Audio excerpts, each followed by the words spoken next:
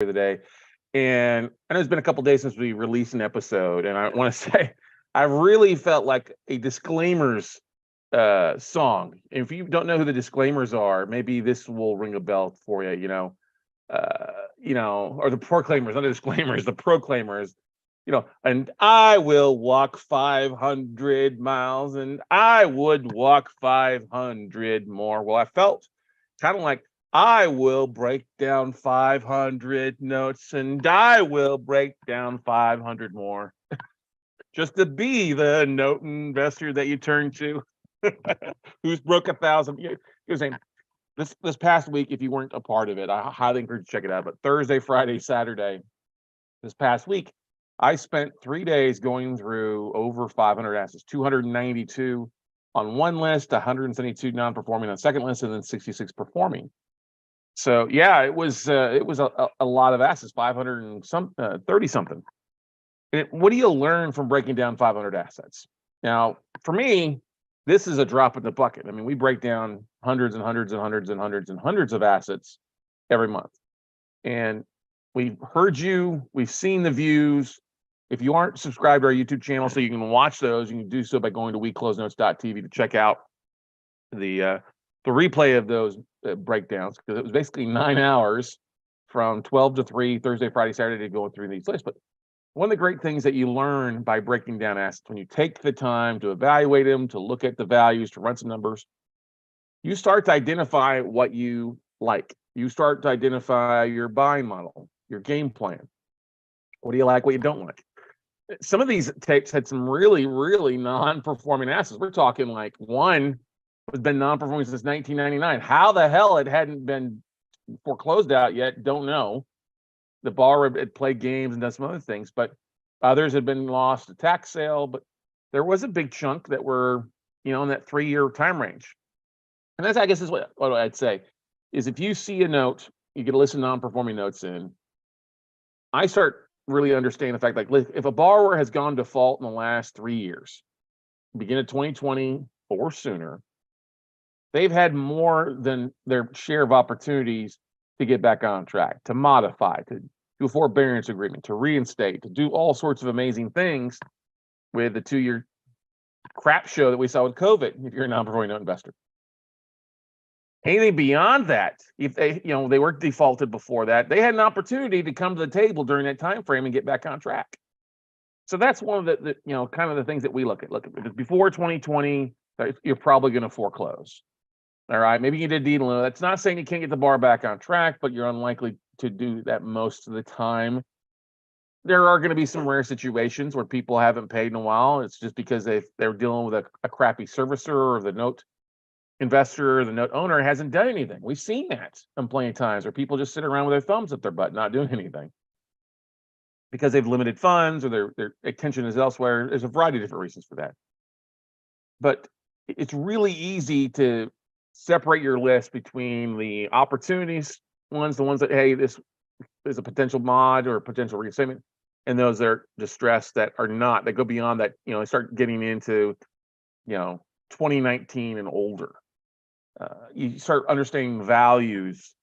Values have all increased in the last couple of years dramatically, even with a bit of a downturn. So if it's a value from, if the sell's got a value on there from 2020, 2021, okay, it's probably pretty close to what it is 2022. You still got to look for it. But one of the most important things you have to get in your mind, and I've seen people literally flip out from this, and I heard people reaching out to me like, "Oh my God, I'm stressing out. I'm just stressed out about this." Is to cut, to slice and dice. We did an episode of being a samurai note investor, cutting things. You're going to make a lot of offers, and when you get a lot of accepted offers back, you're going to slice and dice from that. There's going to be issues with title, there'll be issues with value, issues with condition. I had a couple performing notes recently accepted on bids that I've been working for, and I finally get condition reports on the property, and the property's, it looks like it's an empty property. I don't want to end up with that property. So, you look at that.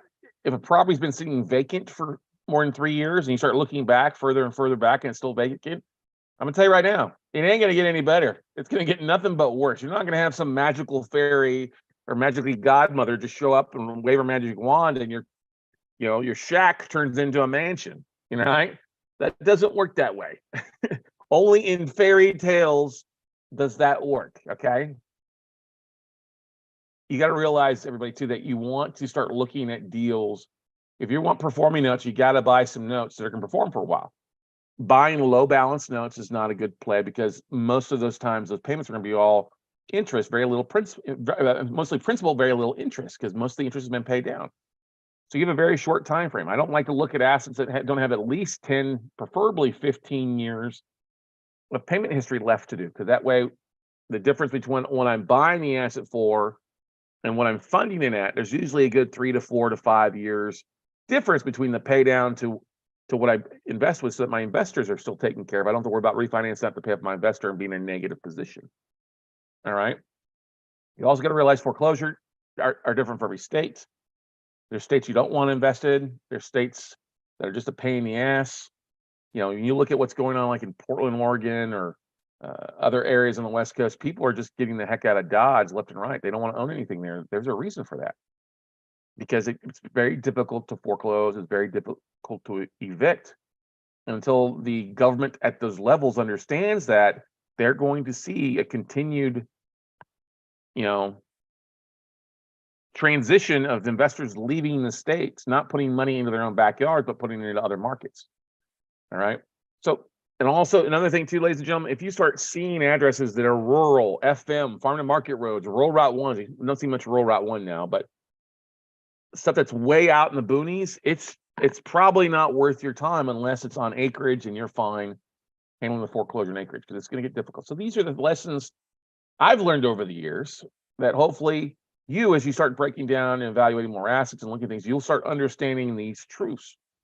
There are states that we don't look at because the property taxes are high. Like Wisconsin is one of those states. Milwaukee's a big city, and we looked at some decent acreage spots there, but the property taxes will kill you. And you got to realize, ladies and gentlemen, you're in the note business. It's not a Baskin Robbins type of investing. Okay. Yes, there's 32 different flavors. You want to be basically a vanilla and chocolate guy. Okay. Maybe a Neapolitan, maybe a little strawberry mixed in there. Okay. And what I mean by that, stick to your basic deals, your cookie cutter, your meat and potato deals. And my meat and potato deals is single family occupied assets from usually $50,000 to $250,000 that I can, if I can get reinstated or modified, I'm seeing at least a 12 to 15% cash and cash return. If I've got to foreclose, I want to see at least a 15 to 20% cash and cash return based on if I've got to foreclose. Based on that, I can foreclose in 12 months or less. Okay. If it's going to be in a state like South Carolina, Florida, have longer foreclosure time frames, that's okay. I just need to see a little higher return, and I'll put more pressure to use what I would use as a foreclosure cost, $3 to $5 grand. I'm going to use that more for a deed in lieu. But your sellers will tell you just about everything you own. If they can't provide servicing notes, they can't provide proof of insurance, they're sitting there, well, it's performing, but we got to pay the forced place insurance. That's not performing. We got to pay the taxes, but the borrower reimburses us, hopefully. That's not performing. If a borrower is paying once every 3 months, that's not performing. Okay. Yeah, they get caught up. That's scratch and dent.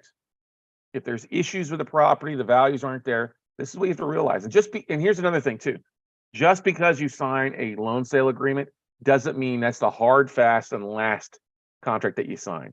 You will reduce bids. You will remove assets. I've got a couple students right now that are arguing with the seller because he's refusing to allow them to fade bids, even though they didn't perform due diligence before signing the contract. Or that he wants to buy them all, not kick 4 or 5 of them out because the values aren't there, or that he won't fade his bid. You have to realize something, ladies and gentlemen. It's you that you're buying for, not a broker, not some buyer. You, ladies and gentlemen, you have to realize it's ultimately you make the decision. And it's okay to kill deals off. It's okay to kill half the accepted offers if the due diligence is there. I know some people are scared because I don't have capital, but guess what?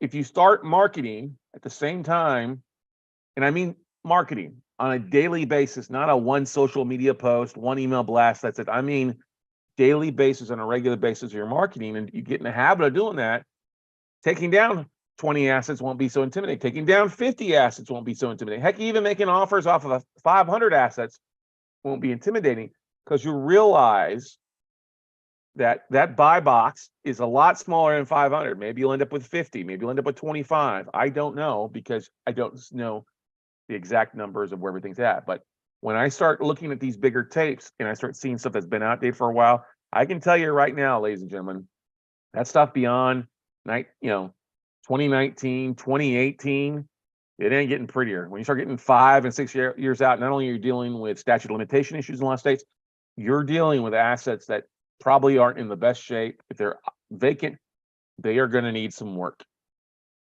The exception maybe being if they're in a really nice part of town or in a condo, something like that, but they're still going to need some work.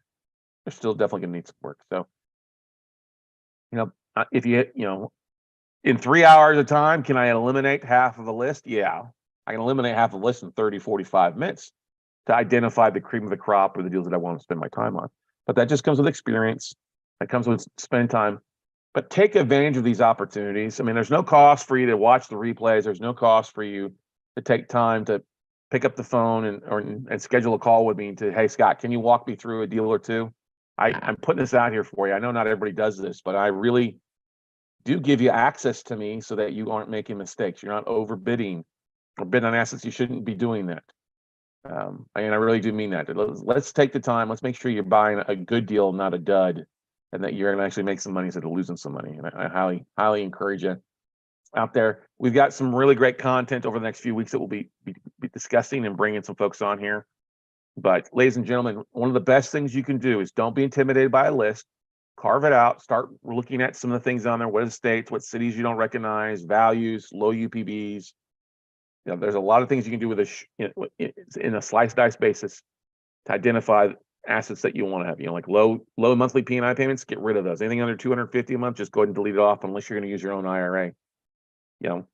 Stuff that, like I said, it's been vacant for a while, or it's not vacant, not secured, is usually a big red flag. That if it's vacant, not secured, if it's been non-performing for 6 months or longer, or a year, yeah, you probably had a squatter, or you probably got some stuff stripped out of it. And that's not really what you want. You're in the note business, not the property business. Keep that in mind, ladies and gentlemen out there. And realize if it's a good deal, if you will market, there's plenty of capital out there. I know that intimidates some people. If it intimidates you, it's because you've probably never done it before, and you just need somebody to hold your hand or guide you through the process. So encourage you guys, if you ever want access to those tapes, it's easy. Just get signed up for our WCN membership. It's real simple. If you go to noteumbrella.com, you can get signed up for $97 a month, and you'll have access to tapes. You'll have access to replays, training, recording, all that good stuff there. It's the biggest bang for a buck in the industry. If I can't make you or save you $97 a month, I'm doing so wrong. But get out there.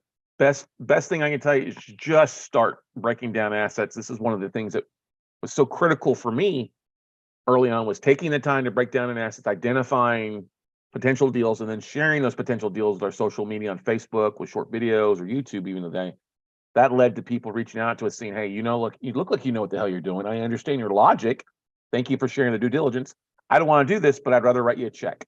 And then helped us not only to find deals, because we posted stuff to YouTube and social media where other funds saw this stuff and started sending us deals, but led to investors wanting to put money with us because they could actually see us working through the numbers.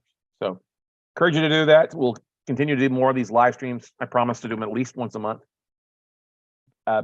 I may not be able to do them the same weekend every month, but we'll try to definitely do them at least one Saturday a month along with everything else. So encourage you guys. Thank you as always for listening.